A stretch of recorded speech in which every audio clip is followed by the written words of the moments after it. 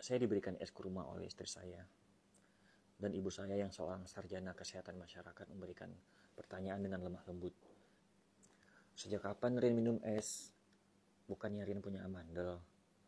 Tentu itu semua situasional. Istri saya lagi hamil muda, jadi mungkin lebih sensitif. Dan saya sebagai suami yang baru beberapa bulan, kurang sensitif menanggapi hal tersebut dan terkesan cuek. Karena tadi halnya itu yang saya pikir adalah hal biasa, cenderung masukkan seorang ibu yang biasa aja. Sebenarnya situasi ini sangat disayangkan. Dan sebenarnya juga saya sudah menegur ibu saya. Tapi saya tanpa memberitahukan istri saya. Sehingga dia berpikir saya tidak pernah membelanya. Ibu saya pun menyadari kekeliruan dan langsung meminta maaf kepada saya dan istri saya. Walaupun maksudnya hanya sekedar bertanya dan semua sudah diluruskan dan dimaafkan oleh istri saya. Buktinya ada di salah satu konten di YouTube istri saya. Yang kedua adalah mengenai yang orang tua saya bilang bekerja di bulan puasa. Perlu digarisbawahi sebenarnya ini semua adalah kondisi situasional. Di mana yang mungkin orang tua saya berpikir yang memang kita orang daerah, kerjaan saya tuh lebih fleksibel.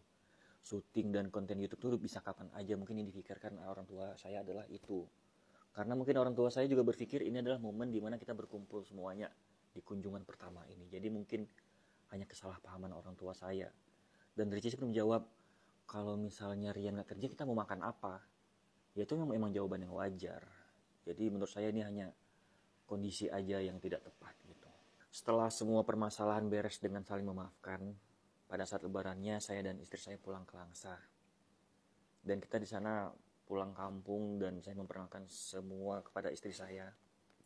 Dan alhamdulillah di sana semua lancar dan tidak ada masalah lagi. Selanjutnya adalah perihal body shaming yang saya pernah dibilang mengatakan istri saya ini terlalu kurus. Ini adalah bentuk perhatian saya sebagai seorang suami yang melihat kondisi istrinya yang mengalami penurunan berat badan secara drastis.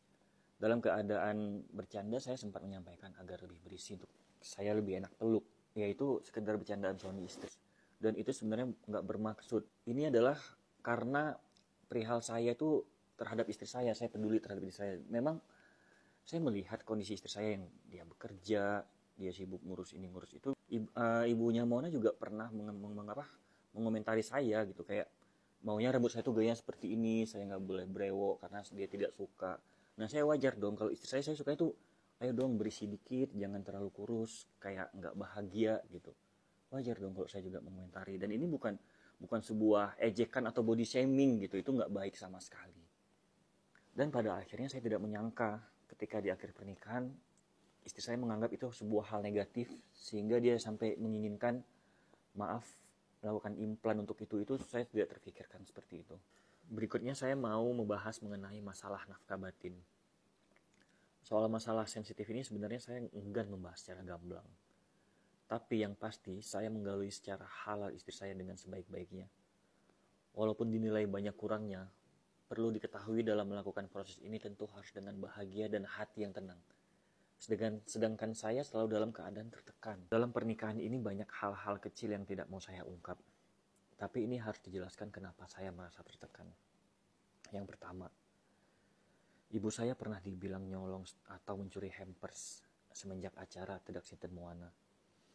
Ini semua terjadi karena kesalahpahaman aja. Kita memang hampers itu waktu itu adalah sebuah endorsan yang mungkin harus di-storyin. Jadi dimana ketika manajemen udah dapet, alhamdulillah tamu undangan juga udah dapet hampers, bahkan keluarga Ricis mungkin udah dapet. Nah pihak manajemen mungkin bahkan adik sepupunya Ricis sendiri memberikan kepada keluarga saya, kepada asisten saya. Dan dia bilang ini udah bukan punya siapa-siapa lagi, jadi bawa aja. Nah ketika sampai di rumah, Ricis minta untuk mau di-storyin, ternyata hampers itu udah gak ada lagi. Padahal hamper tersebut tuh ada di kamar tamu. Dan saya tidak pernah terpikir kenapa masalah hampers ini menjadi besar. Dan yang perlu digarisbawahi, saya sedih banget. Kenapa ibu saya bisa dibilang nyolong? Padahal sampai detik ini, hampersnya nggak pernah saya kirim ke Aceh. Sampai kita selesai sewa rumah Kemang dan pindah ke Kebagusan, hampers itu masih ada. Yang kedua, mengenai cicilan rumah yang saya tidak pernah diajarin nyicil oleh orang tua saya. Saya diajarin menabung ya ketika ada uangnya beli. Saya stres menghadapi dua cicilan, yang satu rumah Gria Harmoni ini yang kita beli bersama, dan yang satu lagi saat ini rumah yang lagi direnovasi oleh ibunya Moana. itu nilainya sangat besar per bulannya, sedangkan penghasilan saya pas-pasan. Saya tidak bisa mengkomunikasikan perasaan tertekan saya